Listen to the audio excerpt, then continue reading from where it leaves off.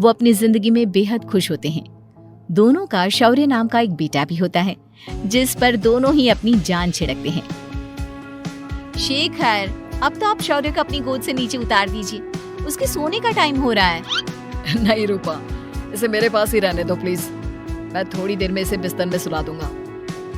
लेकिन कल सुबह आपकी ऑफिस में मीटिंग भी तो है ना, और इसके लिए आपको कल जल्दी भी तो निकलना होगा।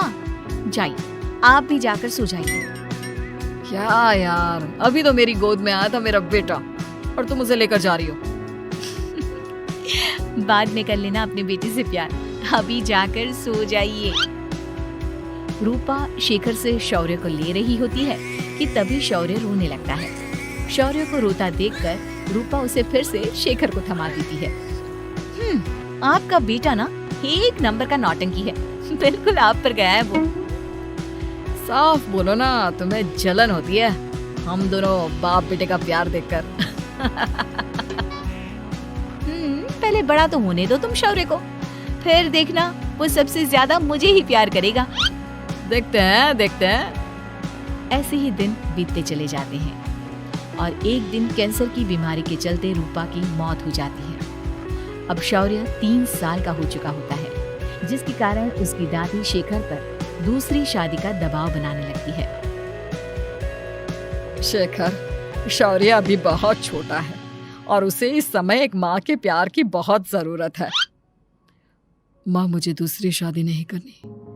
क्या पता जो दूसरी औरत आएगी वो मेरे बेटे को एक माँ का प्यार दे या ना दे। तो रूपा की छोटी बहन वैशाली से ही शादी क्यों नहीं कर लेता? वो तो शौर्य को एक माँ का प्यार पूरा दे सकती है ना। मैंने कहा ना माँ, मुझे दूसरी शादी नहीं करनी, और अपनी ही पत्नी के बहन से तो हरगिज नहीं। ऊपर से अगर रूपा देख रही होगी तो वो क्या सोचेगी? अपने लिए ना सही, लेकिन तुझे शौर्य के लिए तो शादी करनी ही पड़ेगी ना बेटा। शेखर कुछ कहता उससे पहले ही अंजुमन उसे रूपा की कसम दे देती है, जिसके आगे मजबूर होकर शेखर शादी के लिए हामी भर देता है। देखो वैशाली, मैंने तुमसे शादी सिर्फ अपने बच्चे के लिए की है। मैं चाहता हूँ कि तुम उसे एक माँ का भरपूर प्यार दो। शौर्य, आपके साथ साथ मेरा भी कुछ लगता है। अगर आप मुझसे शादी नहीं भी करते, तब भी मेरा प्यार शौर्य के लिए कभी कम या ज्यादा नहीं होता। शादी के कुछ दिनों बाद ही शेखर की माँ की भी मौत हो जाती है। वैशाली शौर्य को एक माँ से भी बढ़कर प्यार देती है। शौर्य को लेकर वैशाली का यूं निस्वार्थ प्यार देखकर शेखर को भी उससे प्यार हो जाता है और कुछ सालों बाद शेखर और वैशाली का भी लड़का हो जाता है। लेकिन इसके बाद वैशाली का शौर्य को लेकर बर्ताव बदलने लगता है। वैशाली, मैं देख रहा हूँ तुम आजकल शौर्य का जरा भी ध्यान नहीं रख रही हो। मुझे पता नहीं था कि आदित्य के होने के बाद तुम इतना बदल जाओगी। आदित्य मेरा अपना सगा खून है और शौर्य दीदी का, फिर मैं दोनों में अंतर कैसे नहीं करूं? माँ भले ही दोनों की अलग अलग है, लेकिन पिता तो एक है ना। अगर मुझे पहले पता होता कि तुम इतनी जल्दी बदल जाओगी तो मैं कभी तुमसे शादी ही नहीं करता। हाँ, तो किसने कहा था आपसे मुझसे शादी करने के लिए? मैं थोड़ी ना आई थी आपके पास, आपकी माँ ही आई थी मेरे घर आपका रिश्ता लेकर। वैशाली, मुझे तुमसे ऐसी उम्मीद नहीं थी। गुस्से में शेखर अपना पैर पटकता हुआ शौर्य को वहाँ से लेकर चला जाता है। पापा, मम्मा मुझसे प्यार क्यों नहीं करती? क्या मैं उनका सगा बेटा नहीं हूँ, इसलिए मुझसे प्यार नहीं करती? मम्मा नहीं करती तो क्या हुआ बेटा, पापा तो करते हैं ना आपसे प्यार। कुछ दिनों के बाद, आज तुझे खाना पीना कुछ नहीं मिलेगा, चल चुपचाप से अपने रूम में जाकर सो जा। माँ, अब भाई को खाना क्यों नहीं दे रही हो? बेटा तू आराम से खाना खा, इस नालायक की चिंता मत कर। एक दिन खाना नहीं खाएगा तो मर नहीं जाएगा ये। अगर भैया नहीं खाएंगे तो मैं भी नहीं खाऊंगा। तू अपने भाई का भक्त क्यों बन रहा है? ये तेरा सौतेला भाई है, सगा नहीं जो तू लक्ष्मण बन रहा है। माँ, आपको इतना भी नहीं मालूम, श्री राम और लक्ष्मण सगे भाई नहीं थे। श्री राम माता कौशल्या और लक्ष्मण माता सुमित्रा की कोख से जन्मे थे। दोनों की सिर्फ पिता एक थे, लेकिन माँ अलग थी। मुझे ज्यादा ज्ञान देने की जरूरत नहीं है, ये सतयुग और त्रेता युग नहीं है, समझे? आया बड़ा भाई का चमचा। इतना कहकर वैशाली वहां से चली जाती है, जिसके कुछ टाइम बाद शिखर वहां आता है और आदित्य उसे सारी बात बताता है। मुझे माफ कर दो शौर्य, तुम्हारी माँ के जाने के बाद मुझे दूसरी शादी का फैसला करना ही नहीं चाहिए था। अगर मैं दूसरी शादी नहीं करता तो शायद आज तुम्हारी ये हालत ना होती। नहीं पापा, अगर आप शादी नहीं करते तो मुझे आदित्य जैसा छोटा भाई कभी नहीं मिलता। थैंक यू मुझे इतना अच्छा भाई देने के लिए। तुम दोनों हमेशा ऐसे ही साथ रहना, फिर कोई भी तुम दोनों का कुछ नहीं बिगाड़ पाएगा।